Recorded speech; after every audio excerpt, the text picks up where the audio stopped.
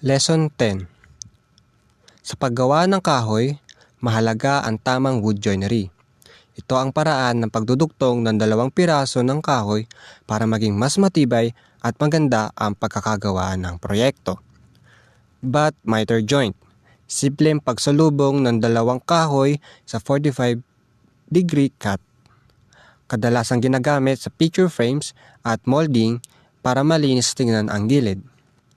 Mitered half joint. Pinagsasama ang mitered cut at half lap, kaya mas matibay ito at bagay sa sulok ng frame o cabinet. Keyed mitered joint.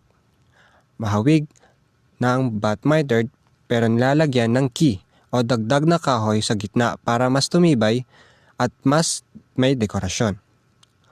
Mortise and tenon joint. Isa sa pinakamatibay na joint, kung saan pumapasok ang tenon sa butas na tinatawag na mortise, kadalasang ginagamit sa upuan at mesa.